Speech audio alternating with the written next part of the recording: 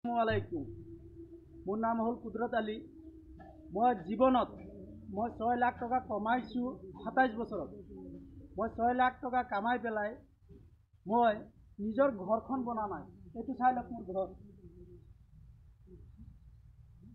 ইটা কিনি থৈছোঁ 2000। নিজৰ ঘৰখন বনা নাই। মোৰ ওচৰত 6 লাখ টকা কেছ আছিলে। মই 5 বছৰত গছ পুলি লগাইছোঁ স্কুলে। এটা স্কুলত 12টা পুলি মই নিজৰ হাতত কোৰ দি মই নিজে লগাই থৈ আহিছোঁ। মাজুলীত 200 স্কুল লগালোঁ, লখিমপুৰত 100 স্কুল দিলোঁ, যোৰহাট ডিষ্ট্ৰিক্টত 200 স্কুল দিলোঁ, আমাৰ নগাঁও ডিষ্ট্ৰিক্টত 140টা স্কুল দিলোঁ, গোলাঘাট ডিষ্ট্ৰিক্টত 240টা স্কুলত মই গছপুলি লগাইছোঁ। মই চাইকেল মাৰি মই নিজে কষ্ট কৰি মই গছপুলি লগাইছোঁ। মই গছপুলি লগাওঁতে মই বহুত ভাল পাওঁ।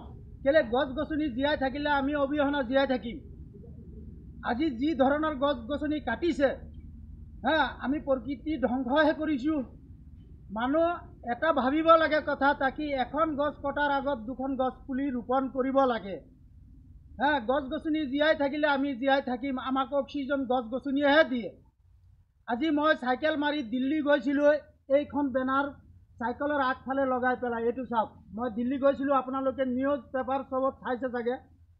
মই চাইকেল মাৰি এই গৰমত মে' মাহ 17 তাৰিখত মই গৰমত 31 দিনত মই দিল্লী চৰকাৰৰ ওচৰত গৈছিলোঁ, তাকি আমাৰ জনসাধাৰণৰ সমস্যা লৈ পেলাই মই দিল্লী চৰকাৰৰ ওচৰত গৈছিলোঁ। আমাৰ 13টা সমস্যা আছে জনসাধাৰণৰ সমস্যা। মই আমাৰ কলিয়াবৰৰ, জখলাবন্ধাৰ, চামাগুৰিৰ যিমান আমাৰ প্ৰেছ ৰিপৰ্টাৰ আছে, মই ডিচেম্বৰ মাহত 15 তাৰিখত মই যিটো বেনাৰ লৈ গৈছিলোঁ, মই 13টা সমস্যা ৰাইজৰ, মই সেই 13টা বেনাৰৰ সমস্যা ৰাইজৰ সমস্যাকেইটা মই আমাৰ ইয়াৰ যিমান সাংবাদিক আছে নগাঁও ডিষ্ট্ৰিক্টৰ, মই সেই সাংবাদিকৰ ওচৰত 15 তাৰিখ ডিচেম্বৰত মই সেই সাংবাদিককেইটাক মাতিছোঁ। অনুৰোধ সিহঁতে আহিব লাগে। আমাৰ ৰাইজৰ সমস্যা মই ভাঙি খুলি ক'ম চৰকাৰৰ ওচৰত, তাকি আমাৰ ৰাইজৰ সমস্যা সমাধান হ'ব লাগে। মই সেইটো লৈ 13টা বেনাৰ লৈ মই মোদী চৰকাৰৰ ওচৰত গৈছিলোঁ। মই মোদী চৰকাৰ বুলি নকওঁ, মই কি কয় ভাৰতৰ কি কয় পাহৰি গৈ আছোঁ, প্ৰধানমন্ত্ৰীৰ ওচৰত গৈছিলোঁ, তাকি আমাৰ ভাৰতৰ ৰাইজৰ সমস্যা 13টা সমাধান হ'ব লাগে। কি সমস্যা মই কৈ দি আছোঁ। মাত্ৰ মই 3টা কথা খুলি ক'ম। মই 3টা কথা খুলি কৈ আছোঁ। কি সমস্যা লৈ গৈছোঁ। আপোনালোকৰ ৰাইজৰ সমস্যা খালি ৰিপৰ্টাৰে খালি নিউজ বনালে নহ'ব। যদি ৰাইজৰ কামত যদি নিউজকেইটা যদি আহে, আপোনালোকে নিউজকেইটা বনাই যদি ৰাইজৰ কামত যদি নাহে, তেতিয়াহ'লে নিউজ কৰি লাভ নাইকিয়া। মই জানো যে ৰাইজৰ কিবা এটা সমাধান হ'ব লাগে। নিউজ দেখি পেলাই সেই নিউজটোত ৰাইজৰ সমাধান হ'ব লাগে।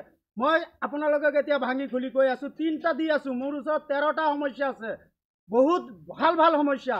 1 নম্বৰ সমস্যা, আমাৰ ৰাস্তাত পাগল বহুত ঘূৰি থাকে। আমার এটা ডিস্ট্রিক্টত যদি হাইস যদি পাগল হয়, একটা ডিস্ট্রিক্টত একদম বহুত পাগল হয় যদি 50টা পাগল আছে। মই জানো 2 বিঘা মাটি সরকারি মাটি, হার ডিস্ট্রিক্টর MLA সরকারি মাটি 2 বিঘা লৈ পেলাই 2 বিঘা মাটি লৈ পেলাই তাক এটা জেল বনাব লাগে, এটা ঘর বনা লাগে, তাত তথা কম্বল খানা পিনা সব দিব লাগে। সেই ডিস্ট্রিক্টর MLA এইটো ভাৰতৰ মেটাৰ হয়। মই সিৰ্ফ অসমত কৈছোঁ, অসমত হ'লে গোটেই ভাৰতত হ'ব। কেলে আজি কি হৈছে, এজন মানুহৰ ঘৰৰ পাগল যদি আপুনি তেজপুৰত বন্ধ কৰে, 2 বছৰ 3 বছৰ গৃহস্থই ৰাখে, ৰাখাৰ পিছত সেই পাগলটোক এৰি দিয়ে। এৰি দিলে কি হৈছে, আমাৰ ইয়াৰ পাগল গৈ ৰাজস্থান পাই যায়, বিহাৰ পাই যায়, বিহাৰৰ পাগল ইয়াত পাই যায়, পাঞ্জাবৰ পাগল ইয়াত পাই যায়। ৰাস্তাত কি কৰে সিহঁতে, ডাষ্টবিনৰ পৰা এইটো সেইটো বুটলি খায়। সেই পাগলক কোনো স্থায়ী নাই। কেলে কেতিয়াবা বাই চান্স কোনোবা হোটেল ওলাই এটা সিঙ্গারা দিয়ে, 12টার ভাতৰ কোনো ঠিকান নাই কিয়া। সেই পাগলটি কি হয়, ঠান্ডা সিজন মাঘ মাহৰ ঠান্ডাত জিৰণি চৰাত ইয়াতো মৰি যায়, ইয়াতো বাটে ঘাটে ৰাস্তাত গাড়ীয়ে এক্সিডেণ্ট কৰে। ইয়াতো পাগলৰ কাৰণে গাড়ী একটা এক্সিডেণ্ট হয়, ইয়াতো পাগলক গাড়ীয়ে মাৰি পেলায়। মই জানো যে যদি এটা জেল বনায় 2 বিঘা মাটিৰ, 5টা মানুহ চাকৰিও হ'ব, তাৰপিছত তাক খানা পিনা সময় মোতাবিক পাব, 3 টাইম খানা খাব পাৰে, গা ধুৱাব পাৰে। সেই পাগলটোৰ এটা স্থায়ী থাকিব। ঘৰৰ মানুহ পালক গৈ পেলাই 15 দিন 1 মাহত গৈ আপেল এটা খুৱাব পাৰিব বা ঘৰৰ পৰা এটা জলপান লৈ গৈ পাগলটোক খুৱাব পাৰিব। যেতিয়া পাগলটো মৰি যায় তেতিয়া সেই ঘৰৰ মানুহ আনি পেলাই ঘৰত তাৰ সমাধান কি কয় তাক যদি মুছলিম হয় কবৰস্থানত দিব পাৰিব, হিন্দু হয় যদি শ্মশানত দিব পাৰিব। তাৰ ক্ৰিয়াকৰ্ম চবেই কৰিব পাৰিব। পাগলটোৰ এটা স্থায়ী হ'ব।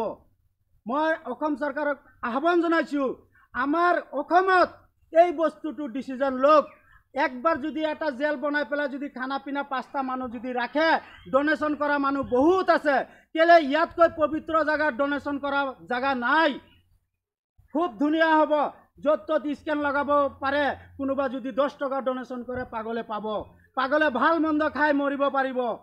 মই অসম চৰকাৰৰ পৰা আহ্বান জনাইছোঁ, ভাৰত চৰকাৰৰ পৰা আহ্বান জনাইছোঁ, আমাৰ অসমৰ হাৰ MLAক আহ্বান জনাইছোঁ, আমাৰ পাগলৰ এই স্থায়ীটো দিয়ক। ইয়াতকৈ পবিত্ৰ জাগা নাই ডনেশ্যন কৰিবলৈ। মই গোটেই অঞ্চল ঘূৰিছোঁ, পাগলৰ কোনো স্থায়ী নাইকিয়া। ক'ৰ পাগল ক'ত পাই যায়। মানুহ যদি আজি একটা পাগল 100 পাগলৰ ভিতৰত 30টা পাগল MA পাছ BA পাছ ওলাব। সেইকেইটা এসময়ত মানুহ আছিলে। আজিকালি কি হৈছে, ৰাস্তাই ৰাস্তাই ডাষ্টবিনৰ পৰা এইটো বুটলি খায়, কোনো তাক সহায় নকৰে। নিজে ভাবক, ইয়াতকৈ পবিত্ৰ জাগা নাই। অসম চৰকাৰৰ পৰা আহ্বান জনাইছোঁ, জিন্দগীত যদি ভাল কাম কৰে যদি এইটো কৰক।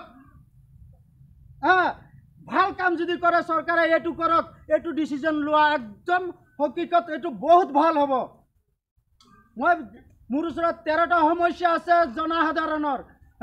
প্ৰেছ ৰিপৰ্টাৰক মই আহ্বান জনাইছোঁ, ডিচেম্বৰ মাহ 15 তাৰিখে মোৰ ওচৰত আহক।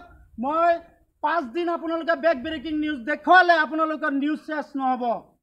আপোনালোকৰ নিউজ শেষ নহ'ব। কেলে মই 27 বছৰ মানুহৰ চোতালে চোতালে ঘূৰিছোঁ। মই 27 বছৰত চোতালে চোতালে ঘূৰিছোঁ, মানুহৰ সমস্যাকেইটা বুজি পাওঁ। আজি কি হৈছে, কোনোবাই MLA মিনিষ্টাৰ হৈছে, AC গাড়ীত গৈছে, টিউশ্যন পঢ়িছে, স্কুল পঢ়িছে, সিহঁতে গৰীবৰ সমস্যাটো বুজি নাপায়। মই হাৰ চোতালৰ হাৰ মানুহৰ সমস্যাটো মই বুজি পাওঁ।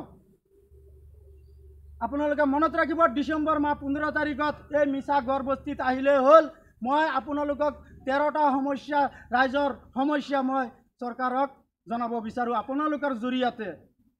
যদি বেয়া কৈ থাকোঁ, ভুল হৈ থাকে, ৰাইজে মাফ কৰিব। ধন্যবাদ।